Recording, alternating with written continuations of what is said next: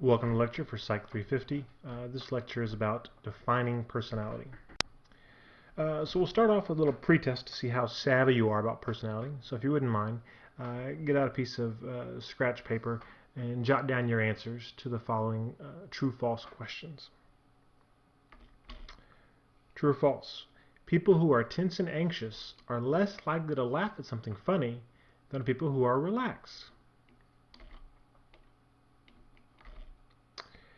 Angry people who are allowed to let off steam, such as by hitting someone with a harmless foam bat, are less likely to act aggressively than are angry people not allowed to release tension. Number 3, true or false? Whether or not a person responds to hypnotic suggestions depends largely on how good the hypnotist is, more than any other factor.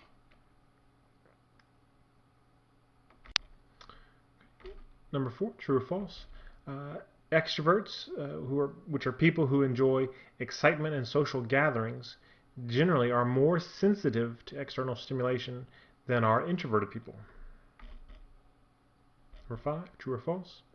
A business person who's willing to take high financial risks in order to achieve a potentially large payoff probably has a high need to achieve.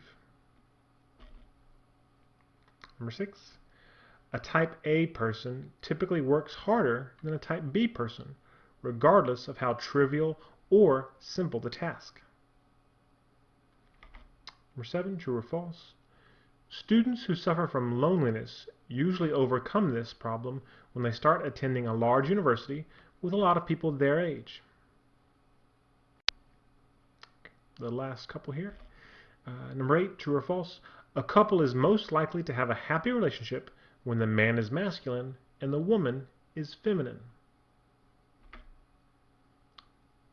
Number 9, children are less likely to imitate the aggression they see portrayed on television when the person who acts aggressively is the hero and the aggression is seen as justified.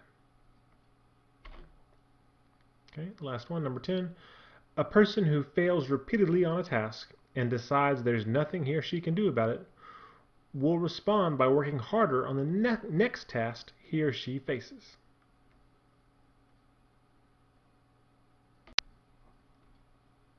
Okay, now we'll go over the answers to each of these. Well, actually, they're all false. So we'll come back to each of these later as they're addressed by different theories as we go through the chapter and we address the relevant information. And if you're like me, at least some of these you said, oh yeah, that's probably true. It sounds like kind of common sense, what people typically say, like that one about if you're mad, go hit a heavy bag or something, and you'll feel better, right? And that's catharsis, which we'll talk about. We talk about Freudian theory. But a lot of the things that are common sense aren't really supported by empirical evidence, by the research that says, okay, well, according to this theory, this should happen, or oh, people think this should happen, and people do studies and they find out, no, that doesn't reliably happen. And I think that's one of the things that makes this topic so interesting is the things that we expect, the kind of common sense or expected patterns, aren't always the patterns we see in human behavior. Okay, so a definition of personality. In your text, it's defined as consistent behavior patterns and intrapersonal processes. Okay. So what does that mean in terms of the first part, consistent? How is it consistent? Typically, two ways. The primary one being consistent across situations. So somebody who's shy, if that's their personality, then they're not just shy when talking in front of 20,000 people at no other time. If that's the case, well, that's a situational thing. That's not really who they are. Oh yeah, most people would be shy in front of 20,000 people, except maybe like Bono. But if they're shy across situations, then that's probably part of their personality. If they're not shy across situations, then that's also part of their personality. It's consistent across different situations, different settings, different contexts. We also think about consistency across time. With personality really solidifying, research is not super, doesn't agree completely on this, but typically A lot of traits seem to stabilize in your 30s. Still showing some personality change, but the level of change in personality, at least on personality tests, seems to level out in your 30s, such that somebody who, again, is really outgoing when they're 30 will still be outgoing when they're 50. But of course, it's not to say, oh, if there's a baby who cries a lot, okay, well, then that's going to be a sad 40-year-old. Although, as we'll see in later chapters, there are some aspects of personality, things we talk about in terms of temperament, that are evident very early on in the first year of life that do seem to show some stability into much later in life, where we see at least differences in people, different types of temperament corresponding to different types of personalities later on in life. So consistency across situations primarily, and then also to a lesser degree across time. So that's the first part, consistent patterns. So it's patterns of really two things. One, behavior, so what you do, the things that are observable, but also consistent patterns of intrapersonal processes. What do we mean intrapersonal processes? Well, that's just a fancy way of saying what you typically think and feel. So if somebody typically expects the worst, right? They're a pessimist. They make negative predictions about outcomes of things they're going to do. That's the way they think. If it's consistent across situations, across time, and it's intrapersonal, it's within themselves, that's a consistent intrapersonal process. That's part of personality. Somebody who's typically in a good mood, you could say that's a part of their personality. Oh, they're kind of happy-go-lucky. Somebody who has really a lot of instability in mood, unstable affect, you could say that's part of their personality. Which again, that's kind of ironic there that you have the fact that your mood is inconsistent, is unstable, is consistent. So you're consistently inconsistent. Could be a part of your personality. So does personality even exist? Most of us say, yeah, of course, I have personality. You have personality. Well, some researchers, some theorists doubt the existence of reliably measurable dispositions or personality, right? Some people think, oh no, all of us really are just at the mercy of the situation to varying degrees. And put somebody, in front of enough people, and they're going to be shy. There's no such thing as personality. To kind of think about this for yourself, whether or not you believe personality exists, let's think about a particular scenario. Some cheating is a problem in online classes, not necessarily at this university, but just worldwide, because it's easier to do than face-to-face classes. But not all students do it. The majority of students don't do it. Why do some online students cheat? So if you think about, okay, make a list of reasons people might cheat. Come up with like 10 things. Now imagine if you took the time to make a list, you could probably sort that list into 2 columns, right? And the 2 columns would probably be, one of them would be dispositional attributes. Like, okay, well, some people are going to cheat because they're an immoral person, right? Or maybe not related to morality, but still predictive of cheating. They have low self-esteem. They don't feel good about themselves. They don't think they can achieve without cheating, and therefore they're going to cheat. So it's about them. Other things you write down might be more situational. Well, people might cheat because they're under a lot of pressure to succeed. Their parents are pressuring them, or if they fail a course, their financial aid is going to dry up and they won't be able to finish school. Or maybe they have a really crappy instructor, and so they feel justified in cheating. So there could be these situational variables, or there could be these dispositional variables. And again, some people will say, oh, well, it's only these situational variables. All of those, if you understand all the situational variables, you can predict who's going to cheat, who's not going to cheat. But I'd say that's probably the minority of behavioral scientists. Most behavioral scientists, most psychologists agree that behavior is determined by some combination of these 2 broad factors, both dispositional and situational, and that the 2 interact. So Your disposition will influence what situations you end up in, and your situations that you end up in, the experiences you have, will influence your personality, your dispositions. It's up to you to figure out for yourself what you believe. I think it'll be an interesting question for you to consider over the course of this class. Another kind of just head scratcher question would be, well, what if personality didn't exist? What if the situationalists were right? Well, I could see some positives, right? Because if there really were no such thing as personality, and if it was all situational, then that means ultimately there's the possibility that we could predict behavior perfectly, right? If we knew enough about the situation, we go, okay, well, there's this going on, this going on, this going on, but this person's going to do exactly this. And if we can predict behavior perfectly, we can control behavior perfectly, right? To some extent, we, being a society, our government acting as an extension of society, could set up conditions to make crime and war obsolete, where there would not be any kind of benefit from engaging in crime or war,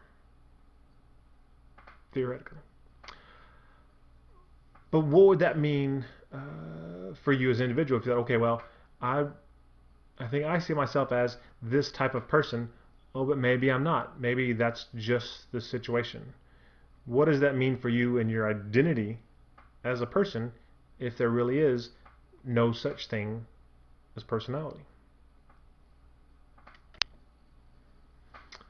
Okay.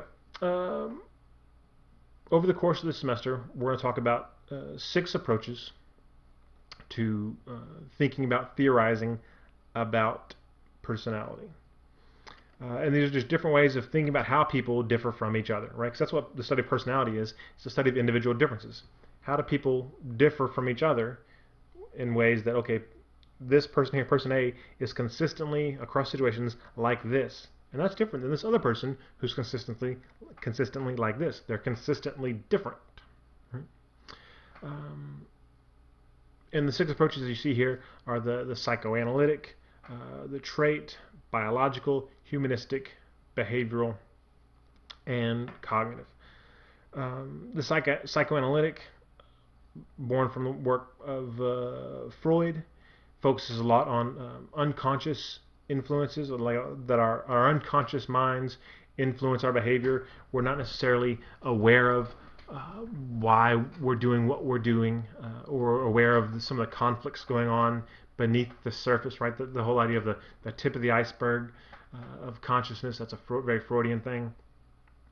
The trait approach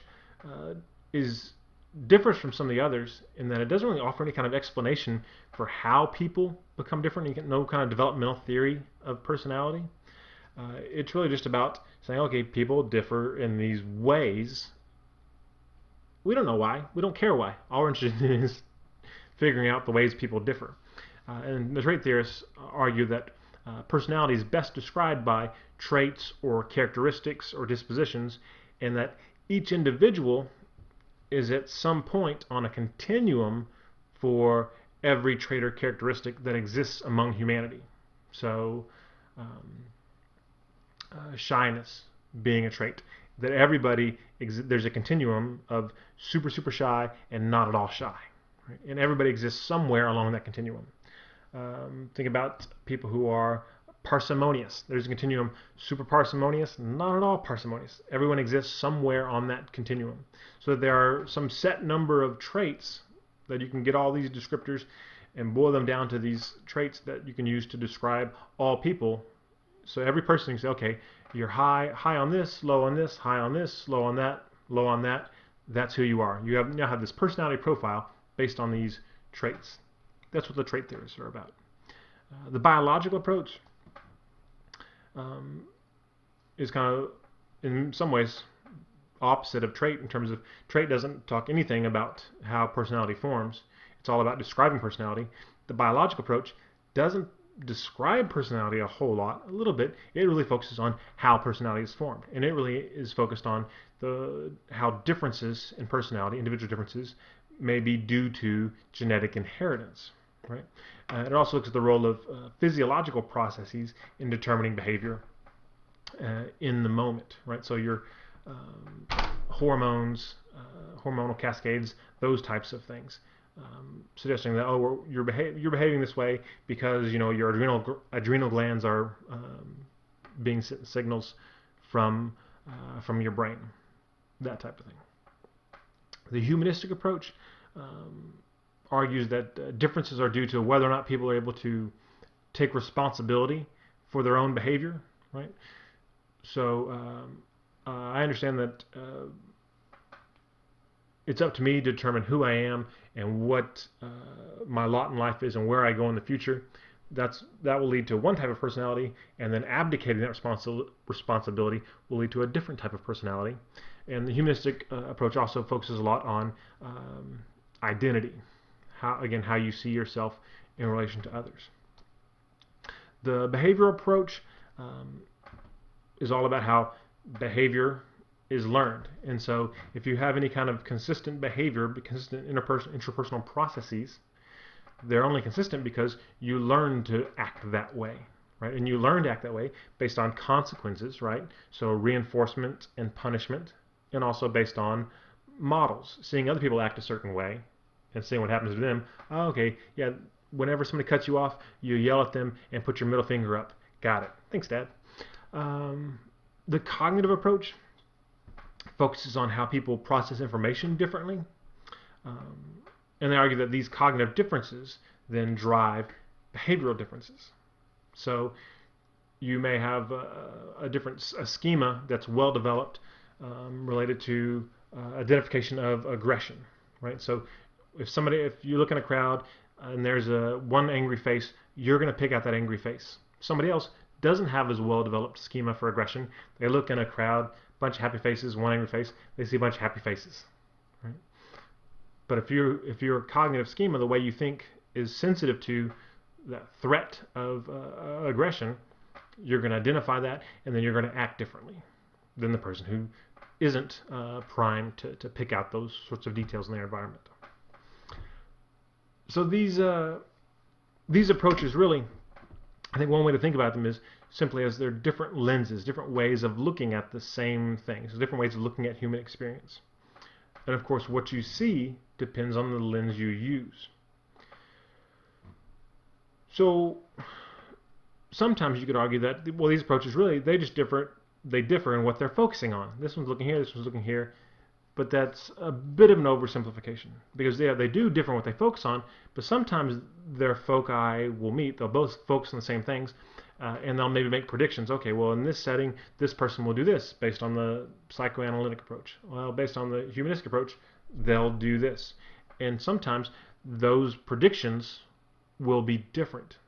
And those are great because that's a chance to test which theory or theories are better than the other, right? Because the best theory is the theory that explains the most simply. Problem is, none of these theories are batting 1,000. None of them are right 100% of the time on those occasions when they do go head to head in making predictions. All of them win some of the time, right? So they're all useful in making predictions in some instances.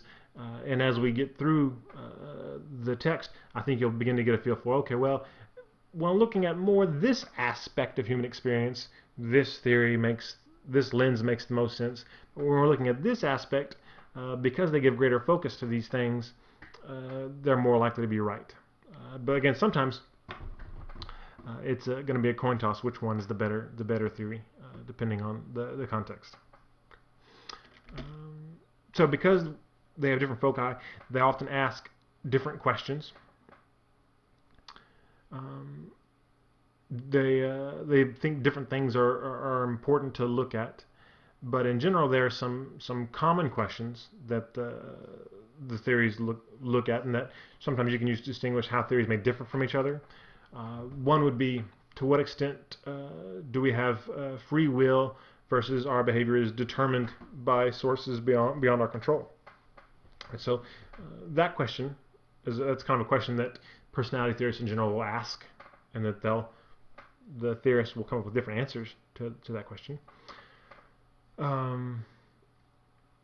the classic nature versus nurture question about is behavior determined more by genetic influences, by heredity, or more by experiences?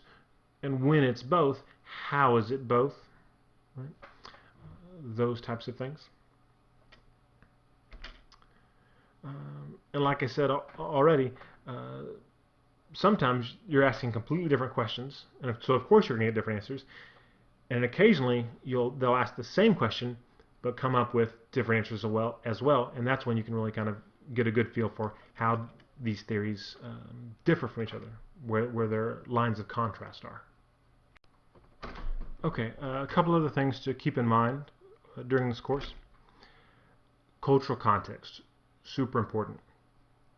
Most of what we know about personality, about how people are, reflects knowledge of individuals living in Western cultures.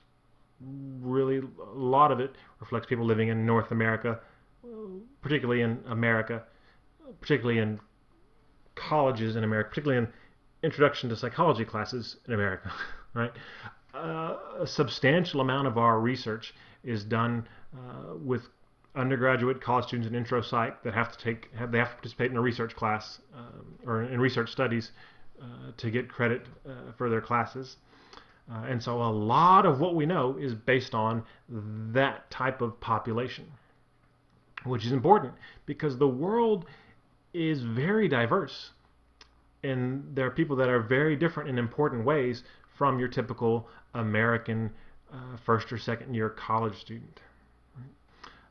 So because of where a lot of our knowledge comes from and where a lot of the theories that we read about come from, there's certainly a Western bias in our knowledge base. That's important to acknowledge. And I think one of the ways that influences us most is in terms of looking at the influence of individualistic and collectivistic cultures. In Western cultures, they're primarily individualistic. Of course, there are some subcultures in the West that are collectivistic, but the dominant cultures are individualistic. In the East, they tend to be more collectivistic. And the difference between those individualists, obviously, there's more focus on individual identity and individual achievement. Who am I? Where am I going? How am I going to win? Whereas in collectivist cultures, there's more focus on it's still I, but it's how do I fit into the group? Who are we? And how do we win? Right? And because of that I versus we difference, well, that's really important when you're talking about studying personality, because all of our questions are very much, well, how does this individual differ from this individual? Which is basically saying, how am I different from someone else? Which is clearly an individualist's question, right? If we were in a collectivistic culture, we'd be looking more at group identity. And so there's certainly some holes in our knowledge related to kind of group affiliation and group identity. There is research in that, but it certainly doesn't get the focus that other things get in personality due to our Western bias. Also, it's important to remember that psychology is still in discovery mode, as all sciences are, but psychology is certainly one of the younger sciences, behavioral science.